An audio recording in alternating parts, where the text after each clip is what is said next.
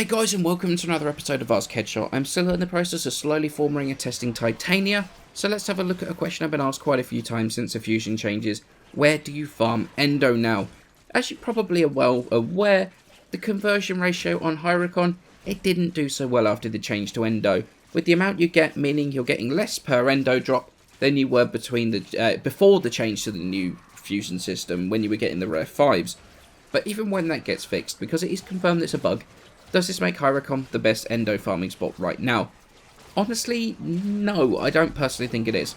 A well put together group can get more from other sources. My current farming spot is Cobra on Earth, the Dark Sector Defense. Let's put it this way, on average I pull in about 2,300 to 2,500 Endo every 25 minutes or so. So what makes it so efficient? Well, this requires a very organised group of well built frames. For Necros, activate Desecrate and grab a slash base melee with a lot of reach. For example, the Atarax is what I use, and go to town. The entire idea here is to use the slash from the melee weapon to cut enemies into little pieces, each piece rolled for extra loot by the Necroses. The effect of this is that enemies are easy to kill efficiently and quickly because they're low level, and then provide a ton of extra loot when you desecrate them. So what are the builds I'm using? Pretty standard Desecrate build, Corrosive Projection, Handspring, Vitality for a little bit of health, Equilibrium for making sure you're always stocked up on health and energy, Cunning Drift overextended and stretched for range, Fleeting for efficiency, Despoil and Soul Survivor for the extra features it brings to their abilities. Let's be honest, pretty standard Despoil Desecrate build.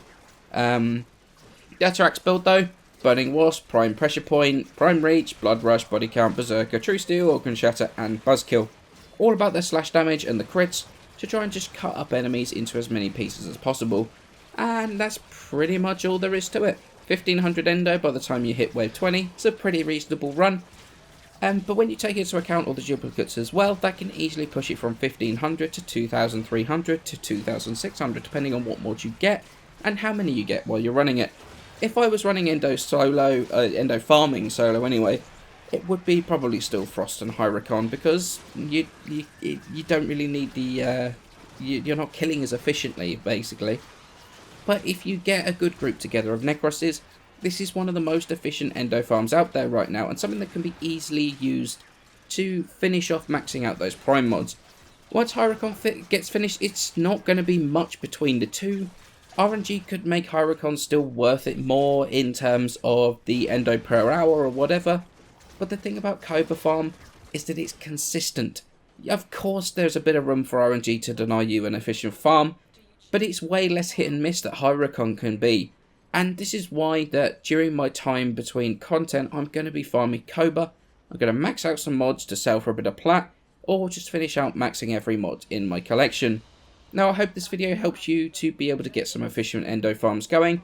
Any comments or questions in the comments below.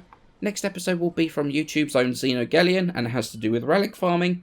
But I wanted to wait for Necros Prime to come out tomorrow before I did that. As always, many thanks for watching, and I shall see you in the next episode.